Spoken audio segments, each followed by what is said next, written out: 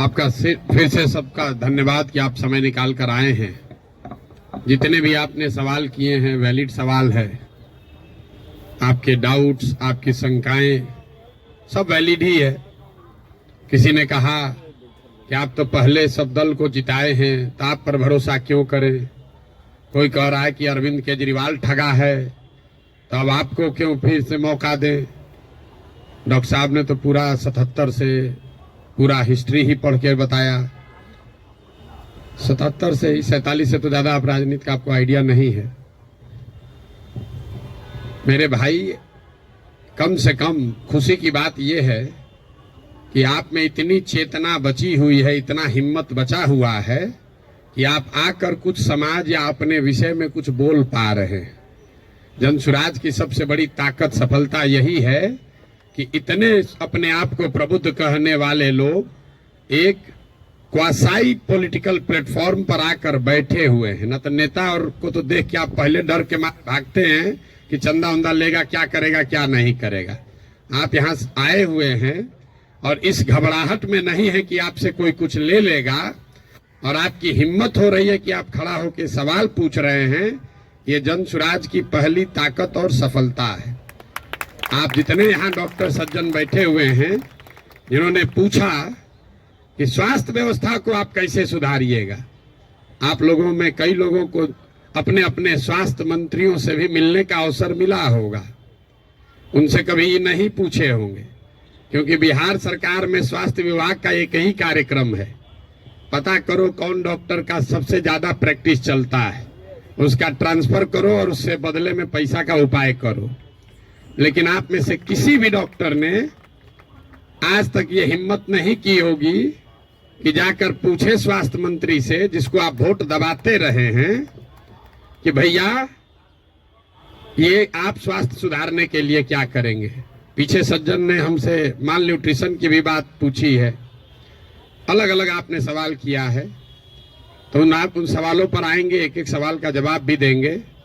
आपकी हमारी दुर्दशा इसलिए है कि बहुत साल पहले, सैकड़ों साल पहले, जो ग्रीस के बड़े दार्शनिक प्लेटो ने कहा कि if you do not participate in democracy, be ready to be ruled by your इंफीरियर्स।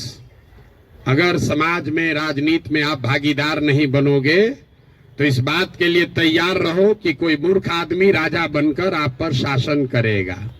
तो बिहार की जो दुर्दशा है वो इसीलिए है कि आप चाहे डॉक्टर हैं या व्यवसायी, अपने आप को सो कॉल्ड प्रबुद्ध कहने वाले लोगों ने राजनीति और राजनीति करने वाले व्यवस्था से अपने आप को अलग कर लिया है। और आप सोच रहे हैं कि जो आदमी शराब का व्यापार करता है, जो बालू माफिया है, वो आकर बढ़िया स्वास्थ्य व्यवस्था काहे नहीं बना रहा है। ये कोई रॉकेट साइंस नहीं है मेरे भाई। आप बालू माफिया को स्वास्थ्य मंत्री बनाओगे तो उससे स्वास्थ्य व्यवस्था नहीं सुधरेगा।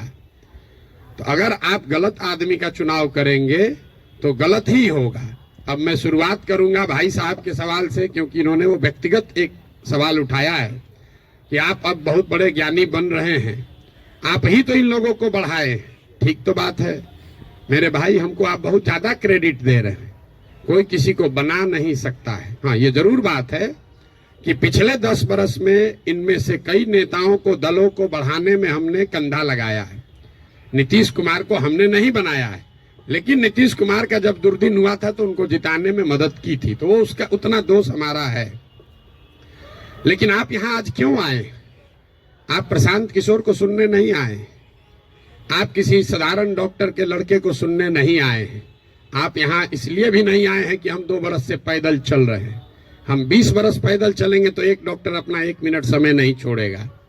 आप इसलिए आए हैं कि 10 बरस हमने वो काम किया है, समाज में लोगों को पता है कि ये आदमी अच्छा है, खराब है, इस आदमी को राजनीति का समझ है। अगर पैदल चल रहा है तो कुछ न कुछ सोचिए कि चल रहा होगा। ये अपने आप को बड़ा मत बनाइए, अपने आप को पेडेस्टल पर मत बैठाइए। हम जब पैदल चलते हैं, लोग दुकान में, दलान में बैठ के हंसता है, क्या ही चलने से कुछ होगा बिहार में। फिर भी हमारे पास आता है, इसलिए आता है कि उसको डर है कि ये प्रशांत किशोर चल रहा है। और वो डर इसलिए है कि 10 बरस हमने वो काम किया है जो आप कह रहे हैं। मैं इसका रेफरेंस क्यों दे रहा हूं?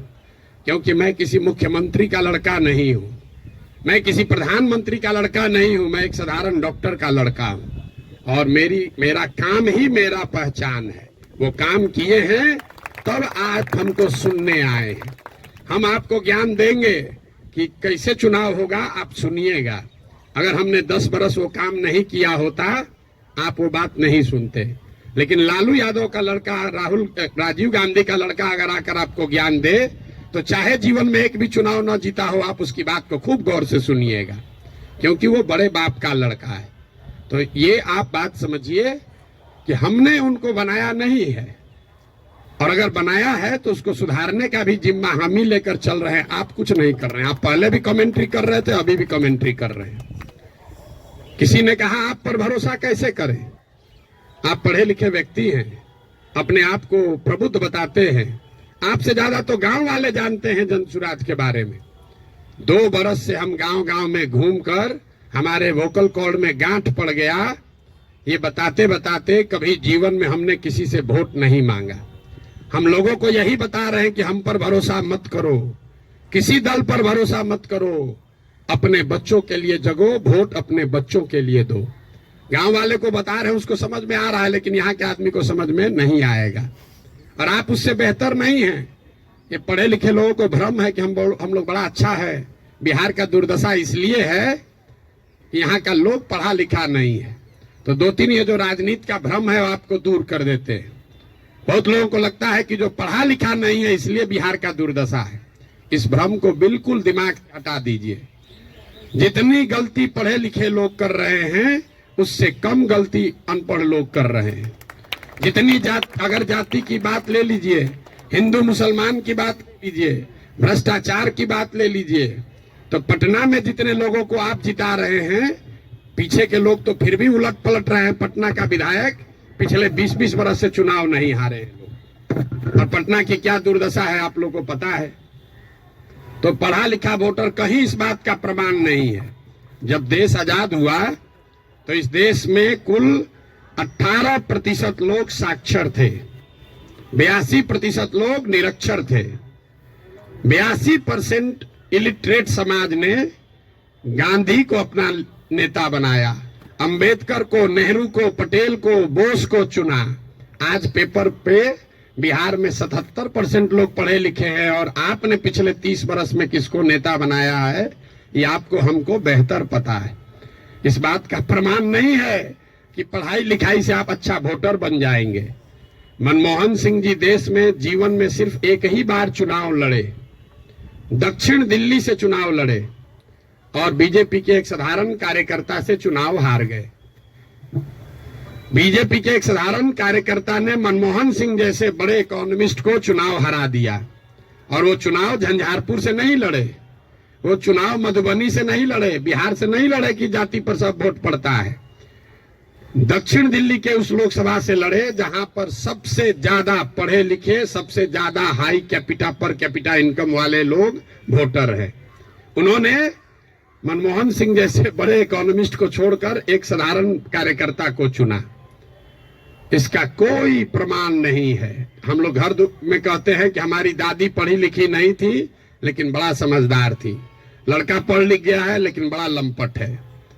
आप पढ़े लिखे होकर भी बहुत बड़े बेवकूफ हो सकते हैं, और नहीं पढ़ा लिखा व्यक्ति भी बहुत समझदार हो सकता है। इसका मतलब ये नहीं है कि पढ़ाई की महत्ता नहीं है।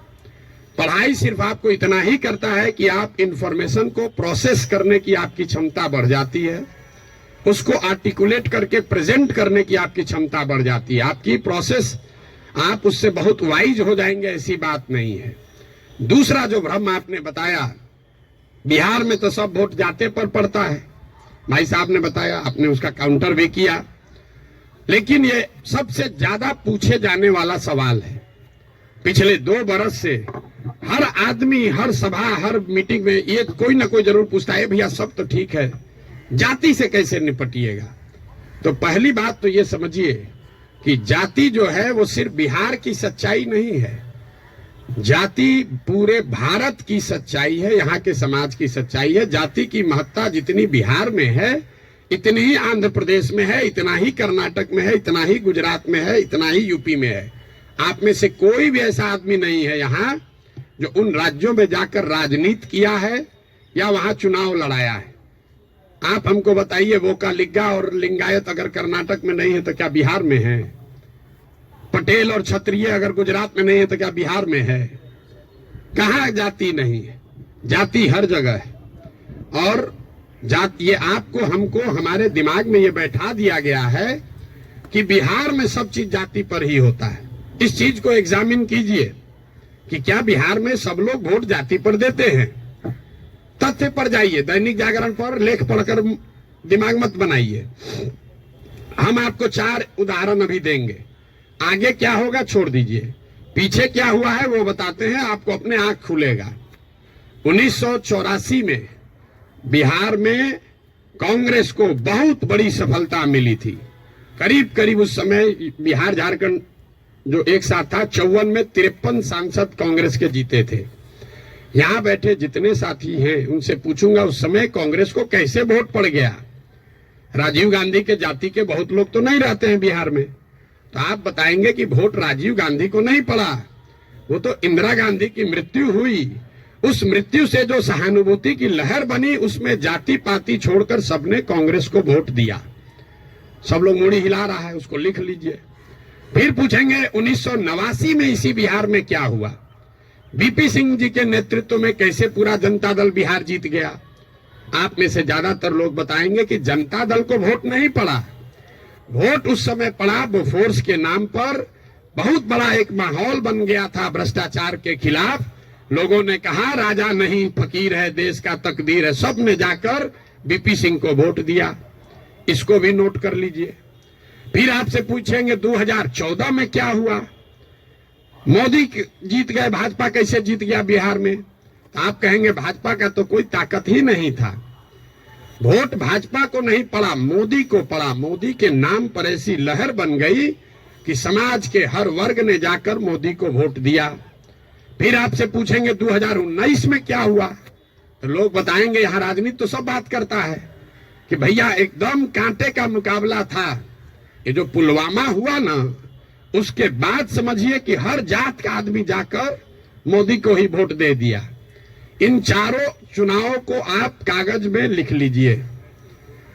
84 एक घटना है, किसी बड़े नेता की मृत्यु और उससे उपजी हुई सहानुभूति की लहर। 89 एक विषय है, भ्रष्टाचार, बोफोर्स और उससे बनी हुई लहर। 2014 में एक व्यक्ति है मोदी, जिसके प्रभाव की लहर। और 2019 पुलवामा राष्ट्रवाद की लहर। ये आपको क्या बताता है? अगर कोई व्यक्ति, अगर कोई विषय, अगर कोई घटना, अगर कोई विचारधारा समाज के इमेजिनेशन को कैप्चर कर ले तो समाज में ये ताकत है कि वो जातियों से ऊपर उठकर वोट करता रहा है। आगे करेगा कि नहीं छोड़ दीजिए, करता रहा है। फिर भी आपको लग रहा है कि ना भैया यहाँ तो जातीय पर होता है, आप क्या एग्जाम्पल दे रहे हैं? तो हम आपको बता रहे हैं आपको क्यों लगता है। हमने कई चुनावों का उदाहरण आपको नहीं दिया, 4 ही का दिए। उन चुनाव में क्या हुआ? जब लड़ने वाला व्यक्ति या चुनाव, उसमें कोई ऐसी बड़ी घटना ना हो, कोई नया विकल्प ना हो, कोई चेहरा ना हो, कोई विषय ना हो, दोनों लड़ने वाले एक ही जैसे दिख रहे हैं, तो समाज भी कहता है भैया दोनों तो एक जैसा है, चलो अपने जाते को दे देते हैं। तो ज्यादातर समय जो चुनाव हुआ है पिछले 30-40 वर्षों में, वो कोई डिफरेंशिएटर नहीं रहा है। तो जिसको मीडिया कहता है लहर वाला चुनाव नहीं है।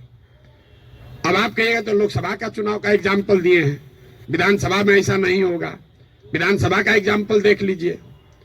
2010 में नीतीश कुमार और भाजपा इसी बिहार में 206 विधानसभा जीतकर सरकार बनाए।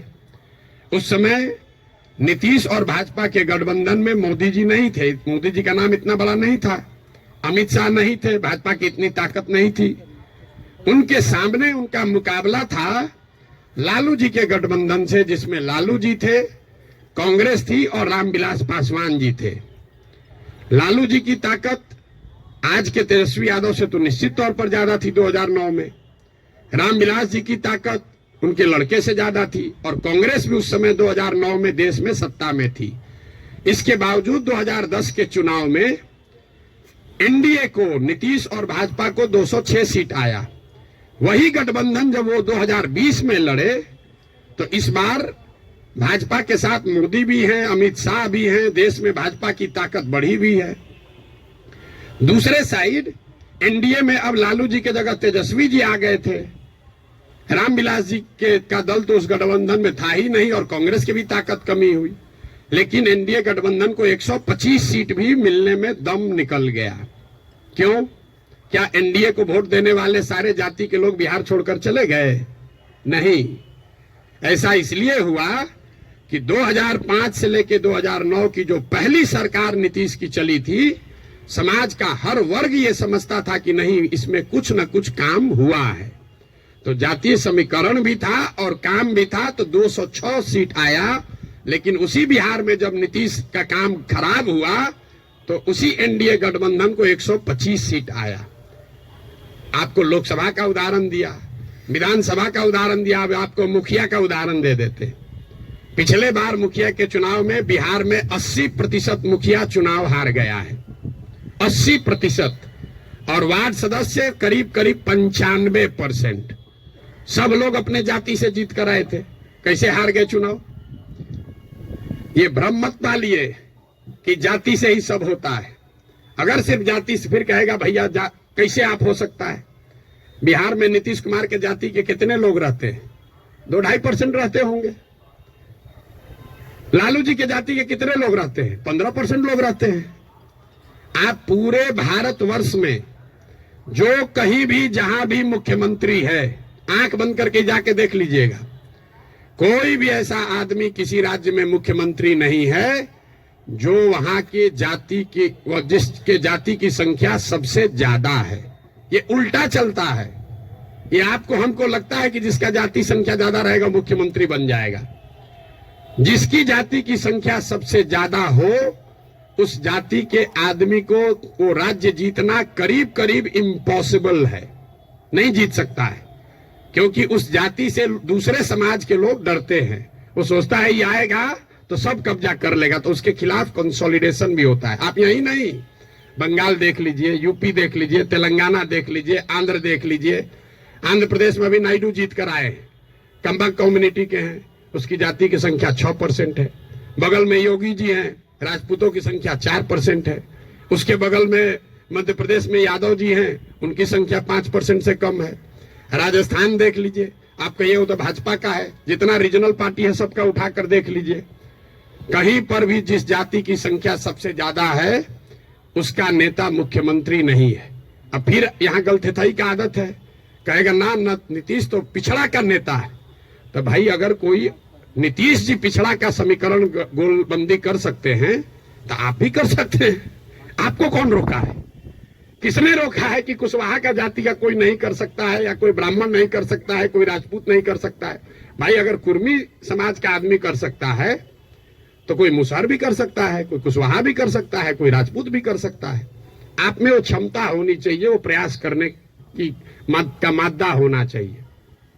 जाति का भ्रम मत पालिए। और अंतिम बात, मान लीजिए एक बार कि आपको बात मान भी ले कि जाति बड़ा महत्वपूर्ण है, तो जिसको भी राजनीति के जरिए समाज का अगुवा बनना है, उसके पास ये विकल्प नहीं है कि समाज में सब सुधर जाएगा तब हम आएंगे। सब आदमी कहता भैया करना तो चाहते हैं लेकिन बिहार में जातिवाद बड़ा है। अरे भाई, तो जब जातिवाद खत्म हो जाओगे तब राजनीति करने आओगे, तो ना जाति कभी खत्म होगा ना कभी आओगे। और अगर खत्म हो ही जाए, अगर भ्रष्टाचार खत्म हो जाए, जातिवाद खत्म हो जाए, बाहुबल खत्म हो जाए, तो आपके हमारे आने की जरूरत क्या है? जो खत्म किया है उसी को आगे रहना चाहिए। आपकी हमारी जरूरत तभी तो है। राजनीतिक अगुवा जिसको बनना है उसको समाज की कमजोरी और उसकी ताकत के रहते हुए ही उसका अगुवाई करना है। आप उससे अलग नहीं हट सकते। किसी ने भ्रष्टाचार की बात कही, भ्रष्टाचार पर आपका क्या प्रोग्राम है? कोई प्रोग्राम नहीं। भ्रष्टाचार तब सुधरेगा जब आप और हम भ्रष्टाचार कम करेंगे। हम हर गांव में कहते हैं कि जिस गांव में हम 5000 गांव में पैदल गए, गांव में सबसे पहले हल्ला कौन करता है कि बड़ा भ्रष्टाचार है, मुखिया चोरी कर रहा है, नाली गली नहीं बना रहा है, राशन कार्ड में पैसा ले रहा है, इंदिरा आवास में 20,000 लग रहा है, दाखिल खारिज में 10-15 हजार रुपया लग रहा है। वही आदमी करता है जो 2 बरिस पहले मुखिया के चुनाव में 500 रुपया लेकर वोट दिया है। सबसे पहले जो डॉक्टर साहब 50,000 रुपया देके खुद ट्रांसफर कराए हैं, बुरा नहीं मानिएगा, हमारे बाबूजी भी प्रैक्टिशनर थे, कि हमारा प्रैक्टिस ना गड़बड़ाए, हेल्थ मंत्री हमसे पैसा लेके हमको पोस्टिंग कर दे, अब बाकी सबके लिए ईमानदार हो जाए। कैसे संभव है रे भाई, कैसे संभव है?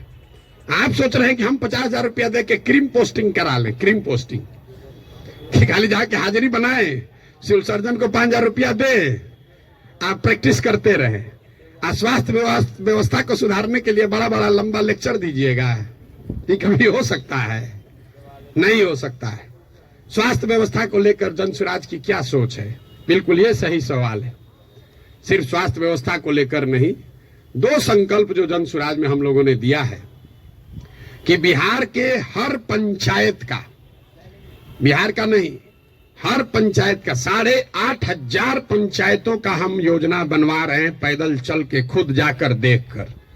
और ये तय किया जा रहा है कि उस पंचायत में पढ़ाई की व्यवस्था कैसे होगी, 800 से 1200 रोजगार के अवसर कैसे पैदा किए जाएंगे, और उस पंचायत में जिस तरह की भी खेती होती है उस खेती को खाने वाले खेती से कमाने वाला खेती कैसे बनाया जाएगा।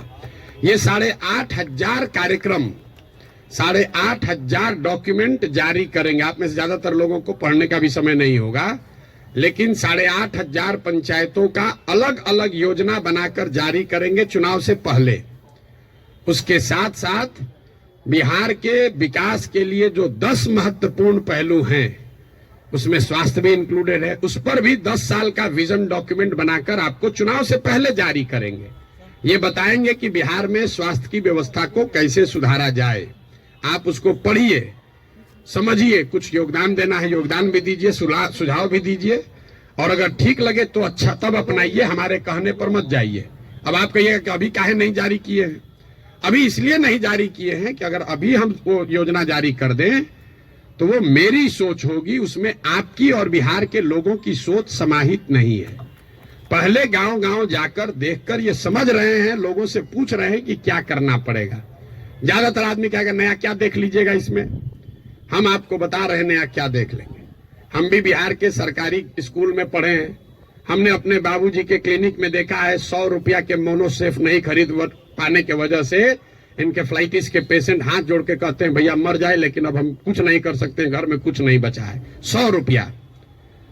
तो हमको उसकी समझ है, लेकिन इसके बावजूद जब हम 2 बरस से चल रहे हैं पैदल, तो जो गरीबी, जो बदहाली, जो कष्ट मैंने जमीन पर देखा है, इसका मुझे कभी अंदाजा नहीं था।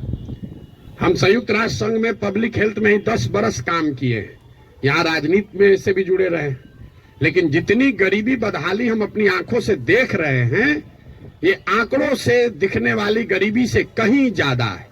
आपने कुपोषण की बात कही, यहाँ सब डॉक्टर बैठे हुए हैं, आप में से ज्यादातर आदमी ऐसे होंगे जो शायद ही कोई 10 से ज्यादा हीमोग्लोबिन वाली महिला आपको देखते होंगे। यहाँ हम लोग जो एक स्टडी करा रहे हैं, देखते हैं, आप देखिएगा कल से ध्यान से, गांव में कहीं जाइए, 55-60 साल से ज्यादा उम्र की कोई महिला आपको सीधी खड़ी नहीं दिखेगी, सब बेंड हो गई है ऊपर से। तो न्यूट्रिशन, आप न्यूट्रिशन समझते अगर हैं, आप लोग तो डॉक्टर हैं, तो आपको पता है कि लंबे समय तक हीमोग्लोबिन के कमी की वजह से और ग्रोइंग एज में कैल्शियम नहीं मिलने की वजह से बोन का स्ट्रक्चर इतना कमजोर है कि समय से पहले वो बेंड होने लगता है। ये जब आप गांव में चलिएगा तो देखिएगा, 5 फीट 4 इंच से ज्यादा, 5 फीट 5 इंच से ज्यादा उम्र हाइट की कोई महिला आपको दिखने वाली नहीं है। आपने ठीक कहा, न्यूट्रिशन कोई वन शॉट सॉल्यूशन नहीं है, एंड इंटरजेनरेशनल प्रॉब्लम है। जिस मोदी जी के किताब पेपर की आप बात कर रहे हैं, एक आंकड़ा आपको दे रहा हूं, आज से 300 साल पहले यूरोप में लोगों की एवरेज हाइट भारत में लोगों के एवरेज हाइट से 1.4 इंच कम होती थी। अब यूरोप में 300 साल में on an average 1.6 inch Bharat से ज्यादा हो गई है। 300 वर्ष में करीब करीब 3 इंच लंबाई का असर पड़ गया है। और दुनिया भर में जो डेवलपमेंटल इकोनॉमिक्स पढ़ते हैं उनको मालूम है कि हाइट और लाइफ टर्म अर्निंग में डायरेक्ट कोरिलेशन है। The taller you are more likely to earn higher income and wages than those who are not. इसका मतलब ये नहीं कि जिसका हाइट कम है पैसा कम कमा रहा है। तुरंत लोग गणना करने लगेगा कि तो बड़ा नाटा आदमी को देखें बड़ा पैसा कमा रहा है। Height is a reflection of your overall growth. अब डॉक्टर लोग को हम क्या बताएंगे, आपको समझ है, हाइट दिख रही है और ब्रेन का ग्रोथ आपको नहीं दिखता है। तो जो लंबे समय तक स्टडीज हुई हैं उसमें ये क्लियर बताया गया है कि हाइट और लाइफ टर्म अर्निंग, समाज के सोसाइटी में लाइफ टर्म अर्निंग का डायरेक्ट कोरिलेशन है। तो बिहार में ये परेशानी है, एक झटके में मेरे भाई साहब वो खत्म नहीं हो सकता है। यहां किसी ने पर कैपिटा इनकम की बात की। बिहार में पर कैपिटा इनकम है 35,000 रुपया। देश में प्रति व्यक्ति आय है करीब करीब 1,34,000। बिहार का प्रति व्यक्ति आय है 35,000 रुपया सालाना। उसमें अगर पटना और बेगूसराय को हटा दीजिएगा तो ये प्रति व्यक्ति आय घट के हो जाएगा 22,000 रुपया। 22,000 को जरा 365 से डिवाइड कर दीजिए, देखिए कि दिन में कितना हुआ। 100 में 80 आदमी यहां दिन में 100 रुपया भी नहीं कमा रहा है। आप किस न्यूट्रिशन की बात करेंगे। मुझे एक लड़का मिला, उसको हम लोग कैंप में शाम में खाना खिलाते हैं, जो लड़के आते हैं, बहुत ज्यादा खा रहा था। तो उसको ऐसे बुला के पूछे, बेटा ये इतना रोज खाते हो? बोला सर आज तक जीवन में ऐसा हुआ ही नहीं कि हम खाना खत्म कर लिए और तसली में अभी चावल बाकी है। आज तक ऐसा जीवन में नहीं हुआ कि हमारा पेट भर गया हो और चावल अभी तसली में बाकी है। जो जितना खाना है उसी से पेट भरना है। आप न्यूट्रिशन की क्या बात करेंगे। इन बातों की चर्चा आपने ठीक कहा जनसुराज में नहीं करते। क्या करें, उसको जो सीधी बात बता रहे हैं कि 100 रुपया नहीं कमा रहे हो ये समझे में नहीं आ रहा है, तो उसको कैल्शियम और हेमोग्लोबिन का कमी बताएंगे तो उसको बुझाएगा। हमको उसको उस भाषा में समझाना है जो उसको समझ में आए। आप बहुत बड़े ज्ञानी हैं, आप व्यवस्था को सुधारना चाहते हैं, सुधारिएगा तब ना जब व्यवस्था में आइएगा। तो व्यवस्था में आने के लिए आपको उस भाषा का, उस विषय का, उस तरीके का इस्तेमाल करना है ताकि आप व्यवस्था में चुनकर आए, तभी तो ये बनेगी बात। किसी ने कहा आम आदमी पार्टी की तुलना, आपको एक पैसे भी समझ नहीं है कि जनसुराज क्या है और आम आदमी पार्टी क्या है। आम आदमी पार्टी आंदोलन से निकली हुई एक पॉलिटिकल व्यवस्था है और जनसुराज में प्रशांत किशोर का, जनसुराज का आंदोलनों में कोई यकीन नहीं है। हम रोज ये बात कम से कम 100 दफे कह चुके हैं। जनसुराज आंदोलन नहीं है, इसको जेपी के आंदोलन से कंपेयर मत कीजिए और इसको आम आदमी पार्टी के आंदोलन से कंपेयर मत कीजिए, क्योंकि आंदोलन है ही नहीं। क्यों नहीं है? हमको लोग आगे कहता है भैया आंदोलन कीजिए उससे बिहार सुधरेगा। मेरा आंदोलनों में कोई यकीन नहीं है, क्योंकि मानव सभ्यता का इतिहास आपको बताता है, पूरे दुनिया का, बिहार का, भारत का नहीं, पूरे दुनिया का मानव सभ्यता का इतिहास ये आपको बताएगा कि आज तक किसी भी आंदोलन से, फ्रांस की क्रांति को अगर आप अपवाद के तौर पर हटा दीजिए तो किसी भी रेवोल्यूशन से, आंदोलन से कभी समाज का भला नहीं हुआ है। आंदोलन और रेवोल्यूशन जो है वो किसी को सत्ता से हटा सकता है। वो तेज हथियार है जिससे आप बड़े से बड़े वृक्ष को काट सकते हैं, उससे आप नए समाज का निर्माण नहीं कर सकते। भाई साहब खड़ा होकर जेपी का आंदोलन का एक उदाहरण दे रहे थे। मेरे भाई, जेपी का आंदोलन कहां कहा गया है? आप तो जेपी के आंदोलन में शायद जुड़े हुए हैं, आपने दावा किया। जेपी के आंदोलन में कहां कहा गया है कि बिहार को सुधारा जाएगा? जेपी के आंदोलन का नारा था संपूर्ण क्रांति, इंदिरा गांधी को हटाओ।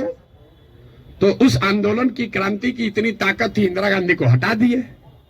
नया व्यवस्था बनाने की बात कहां कही गई थी? अरविंद केजरीवाल या आम आदमी पार्टी ने नई व्यवस्था की बात कहां कही? उन्होंने कहा भ्रष्टाचार हटाओ। हम तो नहीं कह रहे भ्रष्टाचार हटाओ, क्योंकि दुनिया में कहीं इसका कोई प्रमाण नहीं है कि कोई एक कानून बनाकर आप भ्रष्टाचार खत्म कर देंगे। ये तो सतत प्रक्रिया है। जिन देशों ने भ्रष्टाचार पर अंकुश लगाया है, दुनिया में सबसे ईमानदार देश कौन है? जो स्कैंडिनेवियन कंट्रीज हैं, फिनलैंड, स्वीडन, नॉर्वे, डेनमार्क, वहां जाइएगा, वहां करप्शन मिनिमम है। आप जाकर उसका अध्ययन कीजिए कि वहां कैसे करप्शन कम हुआ। वहां अरविंद केजरीवाल थोड़े पैदा हुए थे, वहां जन्म लोकपाल करके कोई विधायक नहीं पारित हुआ। वहां भ्रष्टाचार 4 तरीके से कम हुआ है। पहला, समाज में ये जागृति बनी लंबे समय में कि अच्छे और स्वच्छ लोगों का चुनाव करो, मतलब इलेक्टोरल प्रोसेस को जहां तक हो सके उसको स्वच्छ बनाया गया। आप में से कुछ लोग सोशल मीडिया पर अभी देखे होंगे, नीदरलैंड्स का प्रधानमंत्री अभी आज से करीब 2 हफ्ते पहले 12 बरस प्रधानमंत्री रहने के बाद हटा है, तो वो साइकिल से अपने घर से अकेले निकल रहा है। तो वहां की समाज ने ये व्यवस्था बनाई कि स्वच्छ लोग स्वच्छ तरीके से वोट करें, स्वच्छ लोगों को चुने। दूसरा उन्होंने क्या किया, उन्होंने बहुत बड़े स्तर पर जन भागीदारी, लोकतंत्र को समाज में उतारा। सिर्फ सरकार चुनने की व्यवस्था को लोकतंत्र नहीं बनाया, जो सरकार के नीतिगत फैसले हैं उसमें समाज की भागीदारी करी। और चौथा, बहुत बड़े स्तर पर टेक्नोलॉजी का इस्तेमाल हुआ है। आप लोग जितने लोग आए हैं, ज्यादातर लोग नल जल योजना के बारे में सुने समझे होंगे, बहुत यहाँ ब्यूरोक्रेट लोग भी बैठे हुए हैं। नल जल योजना में अभी तक सरकार यही चक्कर में बहस में पड़ी है कि वहां चल रहा है कि नहीं चल रहा है। 25,000 करोड़ रुपया खर्चा हो गया। उसी सरकार में स्मार्ट मीटर लगाकर लोगों को यह पता है कि बिजली कितना कंज्यूम हो रहा है, लेकिन नल जल में अगर स्मार्ट मीटर लगाया होता तो कम से कम इतना तो पता चलता कि वहां पानी चल रहा है कि नहीं चल रहा है। 25,000 करोड़ रुपया खर्चा कर दिया, लेकिन पानी को निकलने, मापने, उस पर बिल करने का कोई टेक्नोलॉजिकल सॉल्यूशन नहीं ढूंढा। तो ये 4 चीजें जो हैं उसको करके भ्रष्टाचार पर अंकुश लगाया जा सकता है। लोकतांत्रिक व्यवस्था को जहां तक हो सके उसको भ्रष्ट लोग और भ्रष्ट पैसे से बचाया जाए। दूसरा, जनता को नीतिगत मामलों में शामिल किया जाए।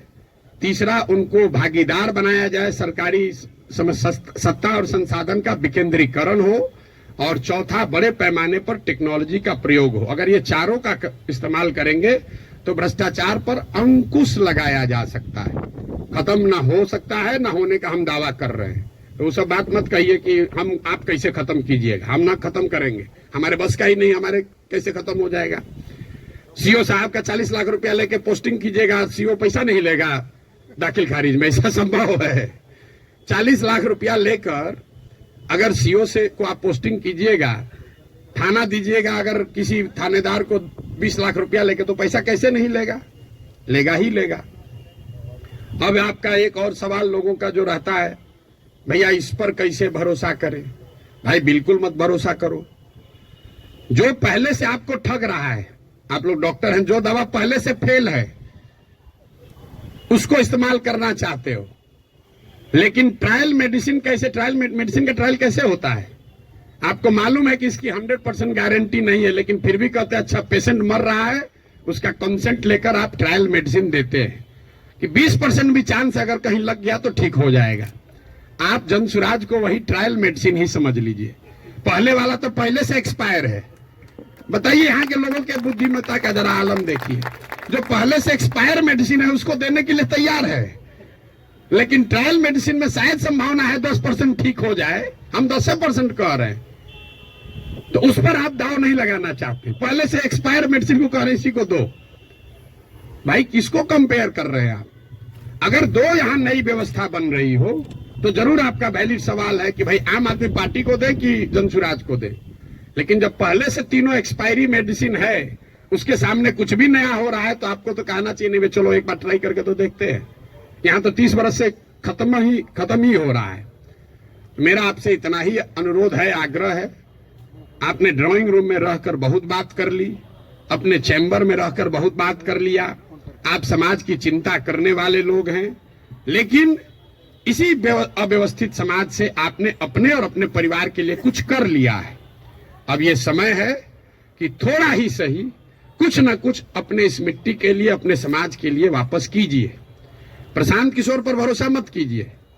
हम करें, आप करें, हमारे बच्चे करें, आज हो या 20 वर्ष के बाद हो, करना तो किसी न किसी बिहार के आदमी को ही पड़ेगा। ये बात आप गांठ बांध लीजिए। कोई तमिलनाडु से आकर बिहार की व्यवस्था सुधारने वाला नहीं है।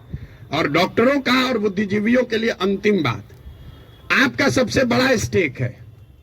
कई बार पैसे वाले बुद्धिजीवियों को लगता है हम तो बचे हुए हैं, इससे हमारा लड़का तो बंगलोर सेटल हो गया। मेरे भाई, आपका दुर्दशा सबसे ज्यादा है। जो गरीब है उसका बच्चा तो फिर भी छठ उठ में आ जा रहा है, ट्रेन में धक्का खा के भी। आपका बच्चा कहता है ना, कहां जाएंगे छठ में, वहां ठीक नहीं लगता है। जो गरीब है वो बूढ़ा होगा, वापस अपने घर में आएगा, क्योंकि उसको बॉम्बे बेंगलोर रहने का साधन नहीं है। लेकिन आपके बच्चे, जिसके लिए आप अभी 18 घंटा काम कर रहे हैं, जैसे हमारे बाबूजी किए, आपके बच्चे बिहार वापस लौट कर आने वाले नहीं है। अगर जहाज डूबेगा तो उसमें बैठा हुआ हर व्यक्ति डूबेगा।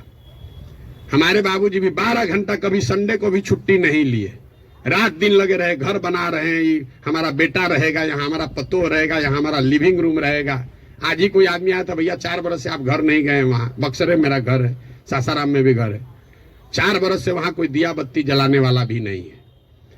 और हम तो 4 बरस से छोड़े, हमारा लड़का अगले 40 बरस नहीं आएगा, चाहे हम में जितना। ये देखिए, जिसका घर है, इनके बच्चे यहाँ नहीं है।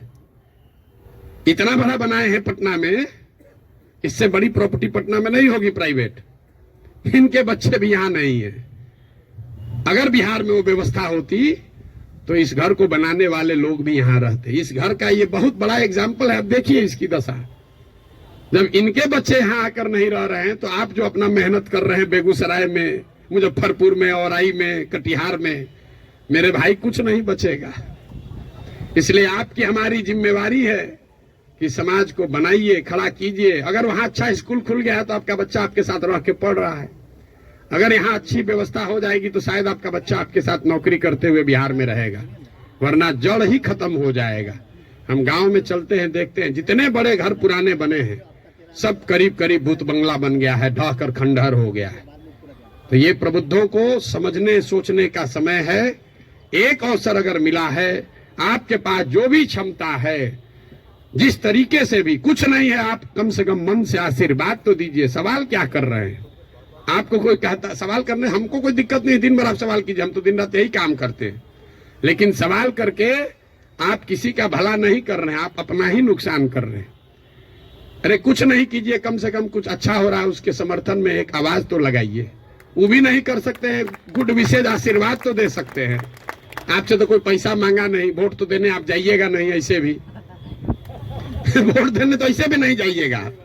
आपका वोट है, आप अपने को जबरदस्ती बैठाए हुए हैं एवरेस्ट पर। आपको पूछ कौन रहा है? आपको पूछ कोई नहीं रहा है। तो अपने आप को रेलेवेंट बनाइए, ताकि आपके आने वाली पीढ़ी इस जमीन से जुड़ी रहे। आप जिस काम को करने के लिए अपना अभी जीवन खपा रहे हैं, आपके पास 1 मिनट नहीं है कि सांस भी लें। जो चीज बना रहे हैं उसको भोगने वाला, उसका उपयोग करने वाला कोई नहीं बिहार में बचेगा आपका अपना, अगर आप बिहार की व्यवस्था को सुधारने के लिए कुछ न कुछ न करें। और ये आपकी हमारी नैतिक और मौलिक जिम्मेवारी भी है कि अगर भगवान ने हम लोगों के लिए अच्छा कुछ कर दिया है, तो हम लोग की जिम्मेवारी है कुछ वापस हम लोग वापस इस समाज को दें। अब आपका और कोई सवाल है तो कर लीजिए। बहुत बहुत धन्यवाद।